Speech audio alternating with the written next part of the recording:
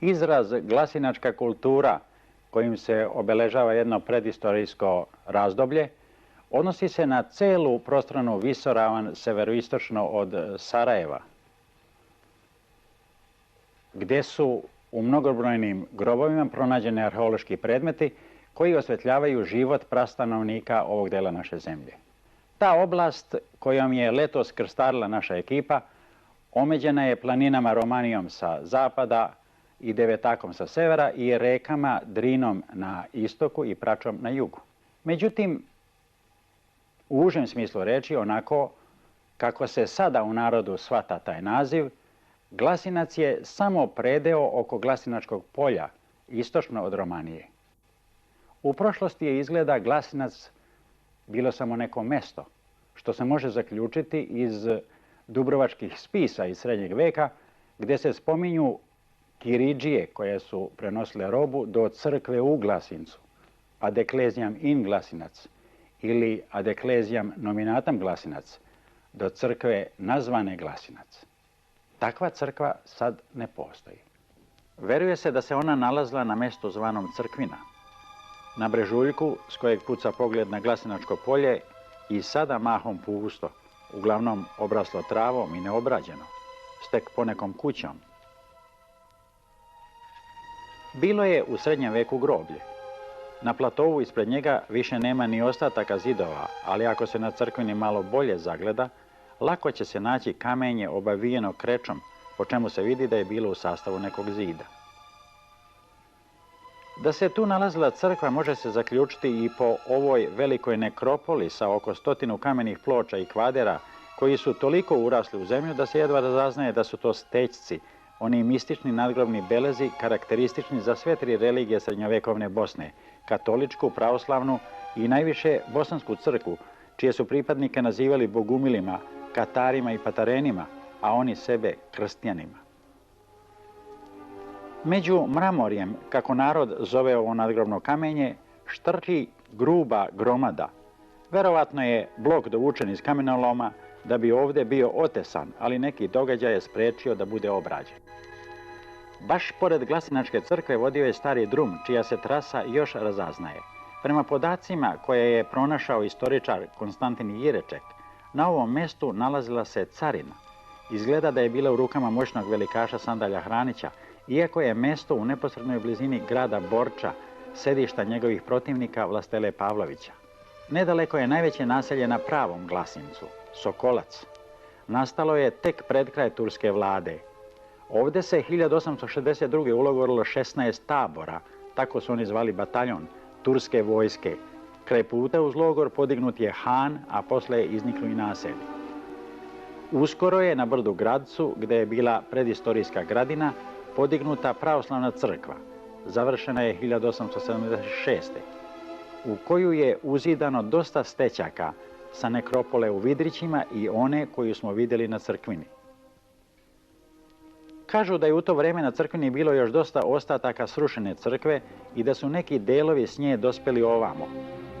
Tako se za jednu ukrašenu patosnu ploču u crkvi tvrdi da je prenesena iz stare Glasinačke crkve. U svakom slučaju ova ploča sa zanimljivim ukrasnim motivima, fino uklesanim u kamen, starija je od ostalih patosnih ploča.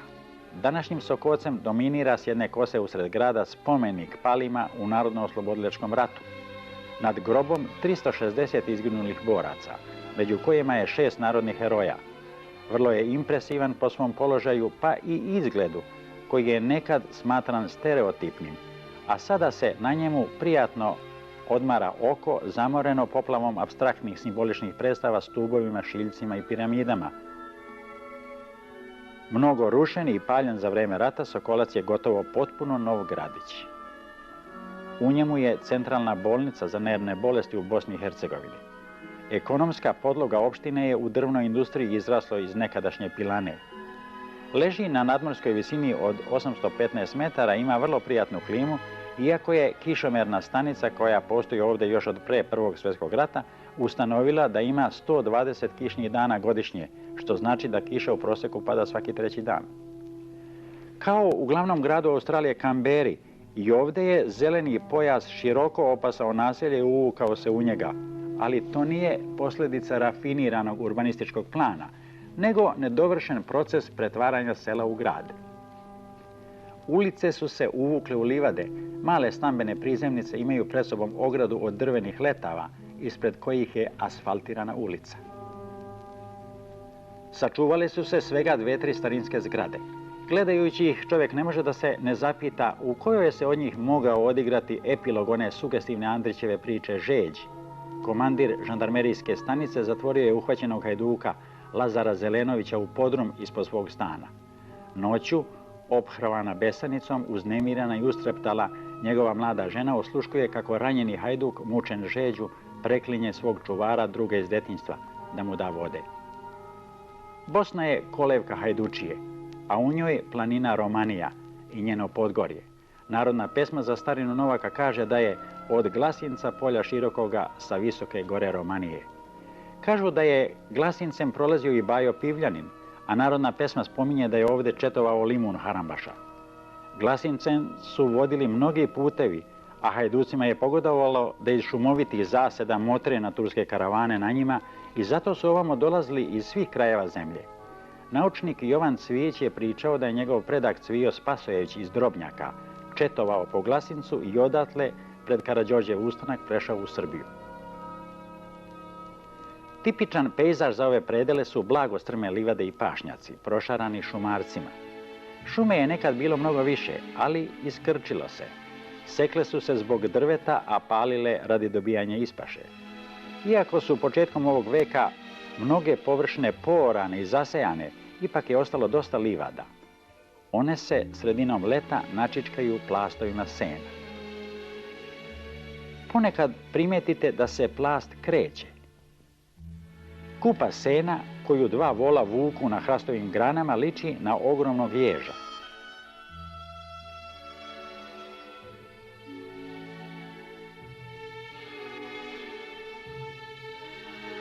Ovakav mali plast zove se dvovolica. Sa livade se seno dvovolicama dovlači na mesto gdje će da prezimi. Nekad se i veliki pravi plast prevlači, ali za njega je potrebno 6 volova, ukoliko se vuče na granama, a ne kolima.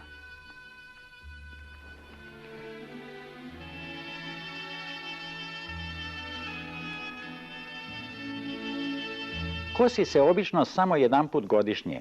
Sezona kosidbe je u julu. Za kosidbu se obično organizuje moba.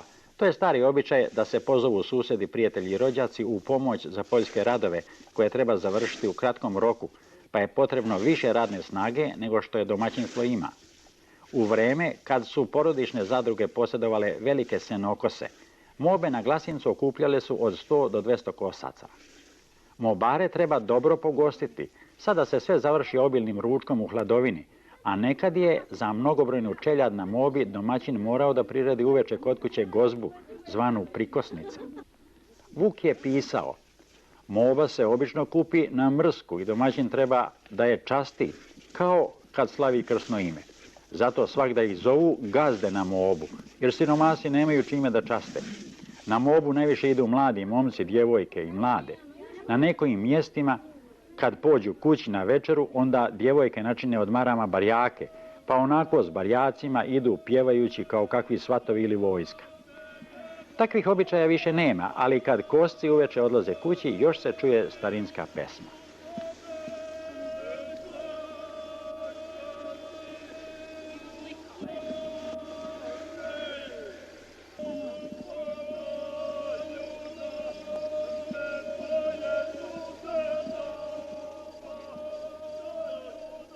Glasinac je bogat ovcama.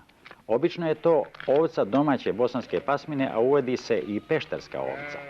Sad ih nema kao u prošlosti kad su pojedine porodice posjedovale i preko 1000 ovaca. Ovdje se ne kaže stado, nego buljuk ovaca, koji može da bude mali i veliki buljuk. Ovce ostaju preko cijele godine na visoravni. Nema sezonskih migracija. Sirova ovčja vuna je prljava i omotana masnom oblogom, pa je treba oprati. Zanimljivo je da je ta obloga neke vrste deterđent i da ona omogućava da se vuna bez ikakvih sredstava za pranje u čistoj vodi obeli kao sneg, pa se čak i ta voda u kojoj je vuna oprana ponekad čuva radi pranja drugih tkanina. Krug se zatvara kada oprana i očešnjana vuna dođe na preslicu, sa koje pastirice, čuvajući ovce, ispredaju nit kojom će se plesti vunena tkanina ili tkati ćilim. Svaki stočar ima drvenu kućicu, takozvanu kolibu, u kojoj se spravlja i čuva beli mrs, sir i kajmak. Nekad se na njoj vide zemljani sudovi za kišenjenje mlijeka, koji zovu lada, a kad je od drveta čanak. Uobičajenije je da na kolibi raste čuvarkuća, ukrasna biljka, koja je sveža, prijatna i za jelo, a kojoj se pripisuje moć da štiti kuću od zla, pa je u nekim našim krajevima i zovu uzlu dobar ili uzlu dobra. S obzirom da se obavezno sadi na kolibu, verovatno se pretpostavlja i da njeno prisustvo čuva mlijeko i njegove proizvode od kvarenja. U dvorištu se nađe i dobro pokrivena u zemlji iskopana rupa, to je trap u kojem se čuva krompir. Jelo od kukuruznog brašna poznato je u našoj zemlji pod mnogim imenima, bilo pozajmljenim iz drugih jezika kao kačamak iz turskog, palenta iz italijanskog, mamaljuga iz rumunskog, bilo domaćim kao žganci i pura, kako ga ovdje zovu. Dok smo jeli puru, domaćica Nazija Branković iz sela Rakitnice ispričala nam je kako je pravi.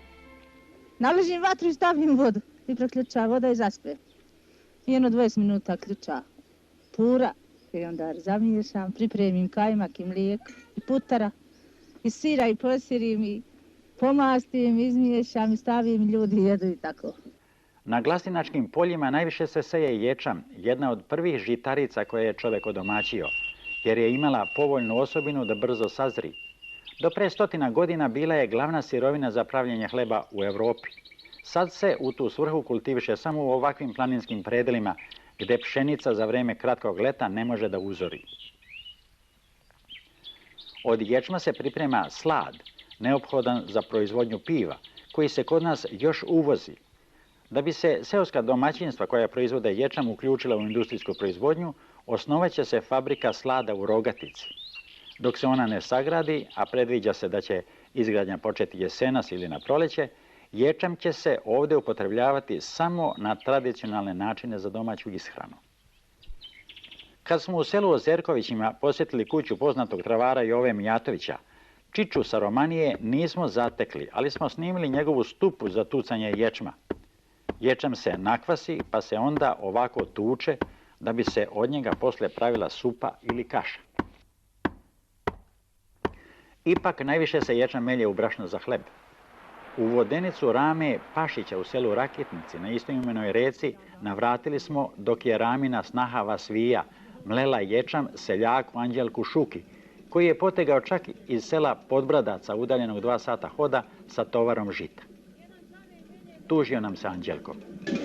Nije lako raditi ječam, treba dosta čovjek znoja da učini. Mislim, treba da uzore, pa kad uzore onda treba da posije, pa kad podrlja, pa onda da ono čekate ga da uzraste, pa onda da pokosi, pa da se ovrše, pa kad se ovrše onda treba da ga u hambar ostavi čovjek, da se osuši, pa kad se osuši onda ga tek dosjerati u vodenicu, pa da se samelje i do ovoga, i onda u vodenici samliti ga.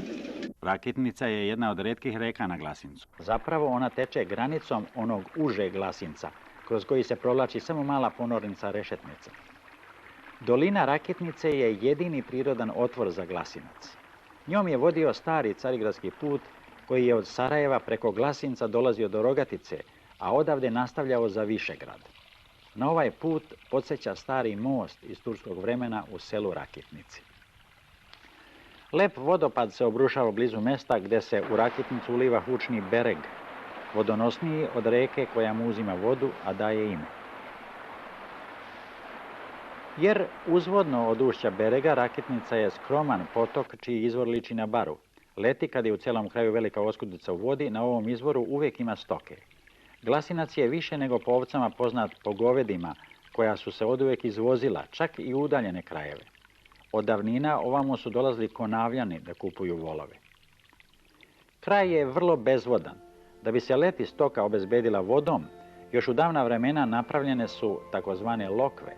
To su naročito kopane rupe ili preudešene plitke vrtače, čije je dno obloženo glinom ili drugim nepropusnim materijalom, pa zadržava vodu od otopljenog snega ili kiše. Mali baseni, prirodno izdubeni u kamenom tlu, u kojima se posle topljenja snega ili posle kiše još dugo može naći vode, zovu se kamenjače. Voda je u njima bistra i dobra za piće. Pastiri moraju da znaju svaku pa i najmanju kamenjaču u ataru svoga sela. Na visoravni ima dosta obzidanih vertikalnih jama, koje narod zove grčkim ili rimskim bunarima, a kad u njima više nema vode i suvim. Ovi solidno zidani bunari delo su davnašnjih stanovnika Glasinca, a suvi su dokaz da je nekad na ovom području bilo više vode. Ranije su se stanovnici snabdevali vodom za piće mahom iz takozvanih čatrnja, bunara sa obzidanim rezervoarom. Ova čatrnja, nedaleko od crkvene, bila je u upotrebi do pre nekoliko godina. Sad je u sva glasinačka sela sproveden vodovod, pa je prestala potreba za čatrnjama. Kako su nepodesni za pojenje stoke, vode u njima ima dosta, ali je ustajala i buđava. Ko je i kada gradio čatrnju ne zna se, pa čak nema ni predanja o tome. Meštani smatraju da joj poreklo treba tražiti u dalekoj prošlosti do srednjeg veka. Ko god ju je pravio, obavio je velik posao i izveo ga solidno. Dole je rezervoar otprilike površine 6 sa 2 metra sa jakim zidom i čvrstim svodom od kamena. Prema lestvama zaključili smo da je dubina rezervoara oko 3 metra. Glasinačkim poljem teče mala reka Rešetnica, koja je ranije uticala u pećinu Megaru, čiji otvor zjapi na južnom kraju polja. Posljednjih godina reka usahne pre nego što stigne do ulaza i drugim putem dopre u svoje podzemno korito u pećini. Ulaz u Megaru, zasvođen ogromnom stenom, najveći deo godine je suv. Jedino u proleće silne vode krenu u njegovo grotlo, u koje smo se uputili snabdeveni sa nešto priručne rasvete. Ulazi se kroz prostranu, oko 100 metara dugu dvoranu koja je služila ljudima kao sklonište ne samo za zbeg u posljednjem ratu, nego mnogo ranije za boravište. To se može zaključiti i iz imena pećine Megara, što dolazi od grčke reči kuća. Zanimljivo je da se na Glasincu u imenima nekih mjesta našla još jedna grčka reč mandra, što znači tor. Kako Grci nikada nisu boravili u ovim krajevima, preostaje pretpostavka da su te reči uspomena na ilirske prastanovnike koji su kao nomadi, stočari, verovatno dolazili u kontakt sa Grcima. Morali smo da se gotovo potrebuške provlačimo ispod niskog svoda, a zatim, predvođeni nekolicinom čobančića koji su znali put, da se probijamo uskim hodnikom dok nismo doprli u unutrašnjost pećine, gdje nas je iznenadnom svežinom zapahnula ona konstantna pećinska temperatura od oko -9 stepeni koja nam se prikazala još hladnijom u kontrastu na spoljnu, jer su baš tih dana u celoj zemlji pa i na Glasinačkoj visoravni, gdje je klima prava kontinentalna, vladale paklene vrućine od preko 35 stepeni. Očekivali smo da je Megara samo podzemni tunel na početku širok, a posle sve uži, kakva su često korita ponornica, ali ispostavilo se da je to prava pećina u unutrašnjosti dobro obložena pećinskim nakitom, i to ne samo običnim sigama, stalaktitima i stalagmitima i stubovima, nego i komplikovanijim oblicima.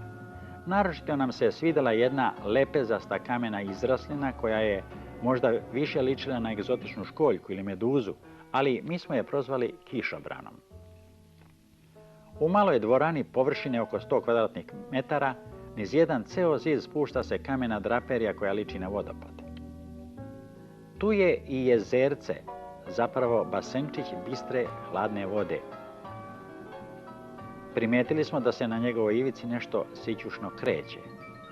Bila je to neka crna buba koja, ko zna od čega, živi u ovom mraku i zašto ima dugo, na izgled nimalo, dobroćudno rilo. Pećina je vrlo aktivna. Iako je tih dana bio vrhunac suše, voda se obilno prosljeđivala sa svoda, kapala na stubove stvarajući basenčiće na njima, ali istovremeno ih doziđujući laganim taloženjem kalcijum karbonata. Iz ove dvorane pećina se produžavala strmim levkom. Nismo pokušali da se kroz njega probijemo dalje, tim pre što je tlo bilo sklisko od mulja pomješanog sa slamom, koji je voda nataložila kad je u proleće protutnjala ovuda. Na Glasincu ima dosta gradina. Mnogi brežuljci se tako i zovu kao ovaj velika gradina u blizini Crkvine, poznati po tome što su se ovdje u septembru 1941. partizani sukobili s 2 domobranske satnije i zarobili 280 domobrana. Vrh su predistorijski stanovnici utvrdili kamenim podzidom, čiji se ostaci dobro vide. Gore je plato na kojem lako pronađete delove stare keramike. Samo je manji deo gradina, kojih ima 20-ak na Glasincu, prekopavan u svrhu ispitivanja i prikupljanja predmeta koji govore o životu prastanovnika. Mnogo više ima takozvanih gromila ili tumula, grobova tog starog naroda kome su gradine bile tvrđave. Ove humke, kojih ima preko 20.000, po čemu je Glasinac jedinstven u našoj zemlji, pa se čak jedno vrijeme mislilo da je bio svetilište gdje su sahranjivani mrtvi iz drugih krajeva. Za nauku su i mnogo interesantnije jer, kao i svi predistorijski grobovi, sadrže obilje predmeta ostavljenih uz pokojnike, bez obzira da li su oni ukopavani kad su gomile okruglaste ili spaljivani kad su odozgo spljoštene. Prvi nalazi, otkriveni 1880. prilikom gradnje ceste za Rogaticu, odneseni su u Bečki muzej. Međutim, većina predmeta od sistematskih iskopavanja koja su počela 1888. otkad je otkopano preko 1000 gromila, smeštena je u Zemaljskom muzeju u Sarajevu. Oni govore o visokom kulturnom razvitku predistorijskih stanovnika Glasinca, ilustruju grane njihove materijalne kulture i daju podatke o njihovoj religiji i umetnosti. Vrednost nalaza na Glasincu je što se preko njih, kao retko gde u našoj zemlji, u punom kontinuitetu može pratiti kulturni razvoj od ranog bronzanog do gvozdenog doba, odnosno za vreme od 1500 godina, počevši od 1800. godine pre naše ere. To obara tezu da su se Iliri doselili na Balkan tek negde na prekretnici između 2. i 1. milenijuma pre naše ere, nego dokazuje, kako nam reče naš poznati arheolog dr. Borivoje Čović, da su doprli u naše krajeve već u rano bronzano doba, u prvom talasu indoevropskih doseljenika. U grobovima plemenskih glavara, počevši od 6. veka pre naše ere, nalazi se raznolika i bogata konjska oprema, što pokazuje da su preci našeg bosanskog brdskog konja bili vrlo cenjeni i negovani. Takozvani kneževski grobovi obiluju i drugim predmetima koji su bili privilegija glavara. Među njima su i ukrasne i zaštitne toke, koje su bile sastavni deo odeće na grudima, što neodoljivo navlači misao da su slične toke na narodnoj nošnji u nekim našim krajevima ilirskog porekla. Ovakav predmet, koji je u stvari brus, nalazio se samo u najbogatijim grobovima, pa je verovatno predstavljao žezlo, znak najviše vlasti. Ovo je balčak tipičnog ilirskog mača, kakvi su nađeni samo u našim krajevima, izuzev jednog primjerka u severnoj Albaniji i jednog koji je, ko zna kako, zalutao čak u Delfi u Grčkoj. Zanimljivo je da je dosta ilirskih predmeta nađeno i u drugim svetilištima i proročištima stare Grčke. Najverovatnije da su ilirske delegacije odlazile u grčka proročišta, koja su bila nadaleko čuvena po svojoj čudotvornoj moći i pritome ostavljale poklone. Većina predmeta sa Glasinca, naročito ukrasnih, kopče, ogrlice, narukvice, pojasevi i dijademe, po svojoj izradi karakteristični su za ovo tlo gde su ponikli. Već u mlađem bronzanom dobu razvijen je sopstveni geometrijski stil ukrašavanja u kojem je postignut visok umetnički nivo.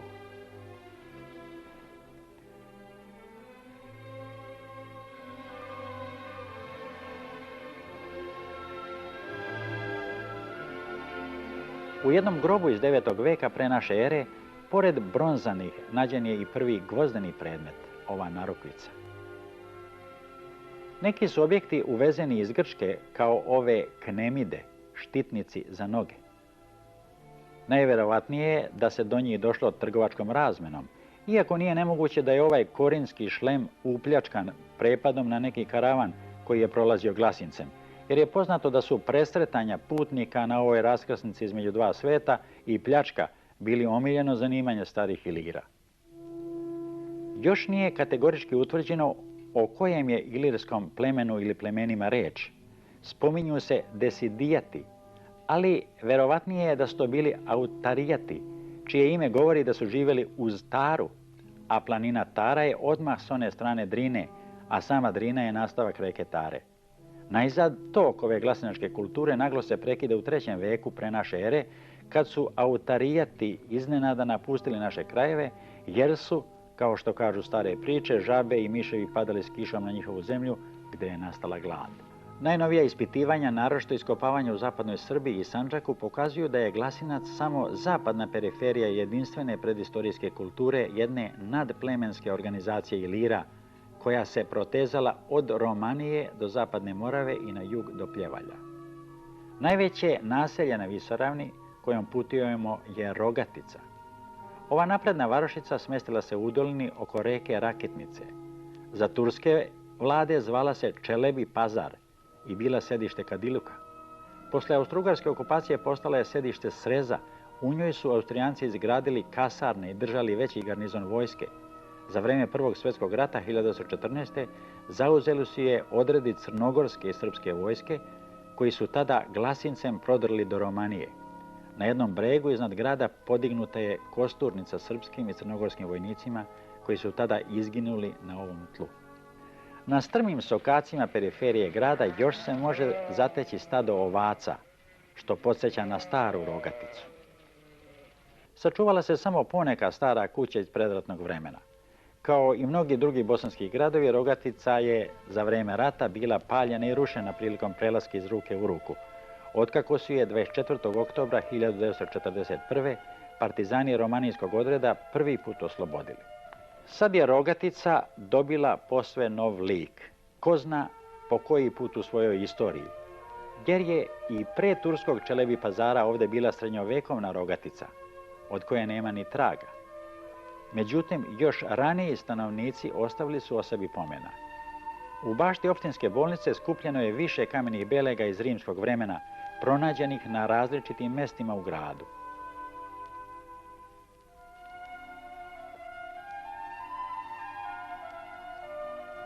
Iz natpisa na njima može se zaključiti da je na ovom tlu bio povelik rimski grad sa statusom kolonije, od čijeg imena su nam poznata samo 3 slova R i S. Iz natpisa na nadgrobnom spomeniku gradskog većnika Tita Klaudija Maksima. Pored ostalog, pronađene su i vodovodne cevi zapanjujuće solidne izrade koje bi uspješno mogle konkurisati i savremenima od mnogo čvršćih materijala. Sastavi su im spojeni finim žlebom koji je obezbeđivao nepropusnost. Na pravoslavnoj crkvi koju smo zbog renoviranja zatekli u skelama, lako smo pronašli stele, ukrasne kamene ploče donesene sa ostataka vile Rustike, rimske farme iz nedalekog sela Plješivice. Rimskom satiru u zidovima crkve pridružila se mlađa i jednostavnija dekoracija, mistični simbol sa srednjovekovnog stećka.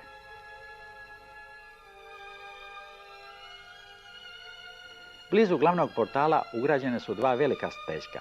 Na jednom je uklesan mač, a drugi ima povelik natpis u kojem se Bogdan, sin Domše Ozrinovića, žali: "Dobar hotjeh junak biti, ali mi smrt prikrati."